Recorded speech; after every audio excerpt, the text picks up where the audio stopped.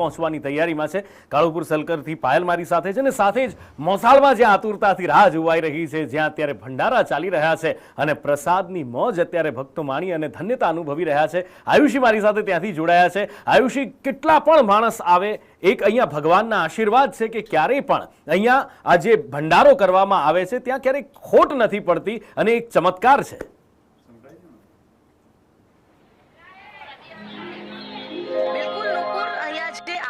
ભક્તિની સાથે ભોજનનો પણ ખૂબ મહત્વ રહેલું છે।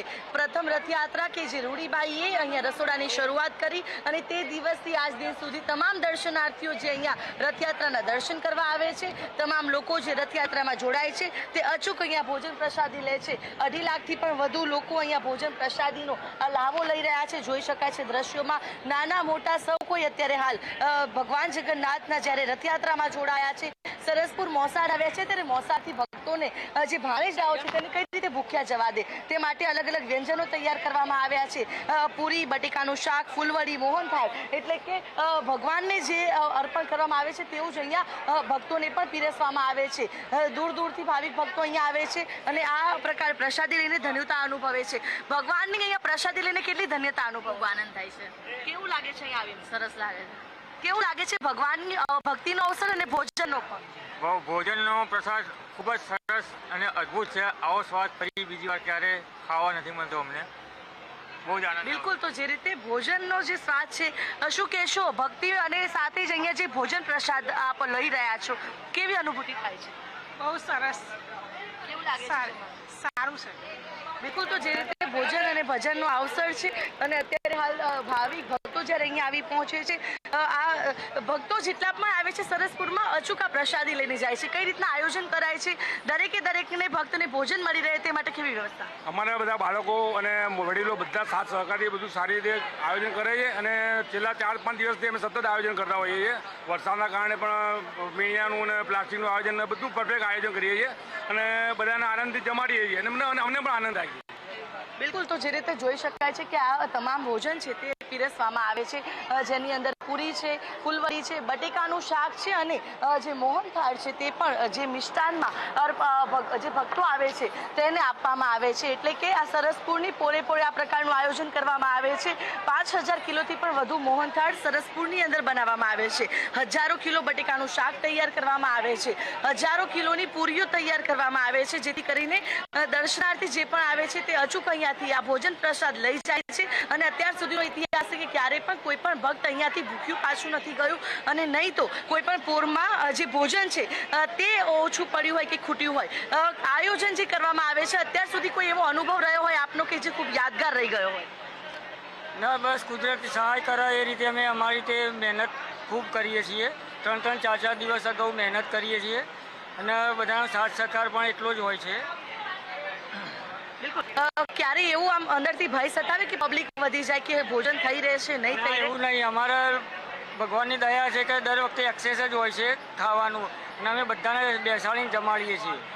બિલકુલ, તો જે રીતે દરેક જોઈ શકાય છે કે આખી પંગત છે અહીંયા પાડવામાં આવી છે। બધા બેસીને શાંતિથી ભોજન પ્રસાદનો લાભો લે છે અને ત્યારબાદ ધન્યતા અનુભવે છે। જેટલા પણ ટેબલો આવે છે, ટેબલોમાં જેટલા પણ લોકો હોય છે તે લોકો અહીંયા જે આવે છે, અહીંયા જેટલા પણ જે વિરા માટે જ્યારે લોકો ઉતરે છે અચૂક પ્રસાદી લે છે। પોળવાસીઓ છે લોકોને સામેથી ને લઈને આવે છે કે આવો અમારી પોળમાં ભોજન પ્રસાદનો આ લાભો લો। એટલે કે પંગતમાં બેસી અને જ્યારે જમવાનું હોય અને એ લાહવો જે હોય છે એ અદ્ભુત હોય છે અને થોડી જ વારમાં હવે ભાણેજ પણ પહોંચી જશે। પાયલ મારી સાથે છે કાળુપુર સર્કલથી। પાયલ, રથ પહોંચી રહ્યા છે કાળુપુર? જે ચોક્કસ નુપુર કહી શકાય કે અમદાવાદના આગળ રૂડો અવસર જે છે તે આજે આવ્યો છે અને આ રથ જે છે તે અહીંયા પહોંચી ચૂક્યા છે। તમને આ દ્રશ્યો જે છે બતાવી દઈએ। જે રથ જે છે તે આવી ગયા છે, જે કાલુપુર સર્કલ છે ત્યાં રથ જે છે જગન્નાથ ભગવાન પહોંચી ચૂક્યા છે। ભક્તો જે છે તેમની આતુરતાથી રાહ જોઈ રહ્યા હતા।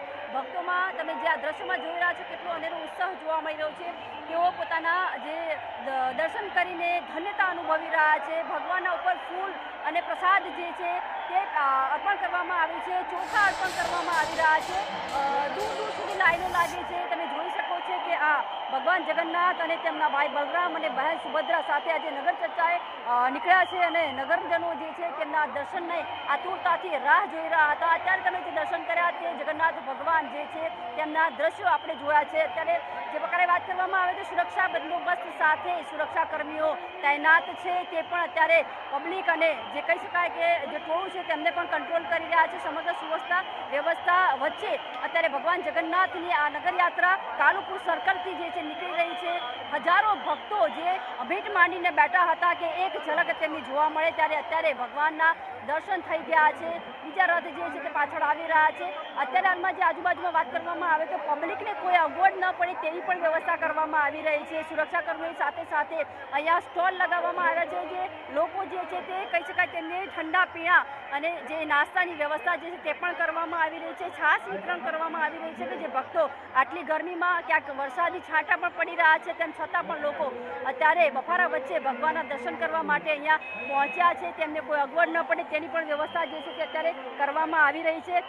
નું પણ ચોક્કસથી બતાવી દઈએ કે આ જે દ્રશ્યોમાં તમે જોઈ રહ્યા છો તેમાં ભગવાનની સાથે સાથે તેના ભક્તો જે છે હોંશે પાછળ તમે ચાલી રહ્યા છે.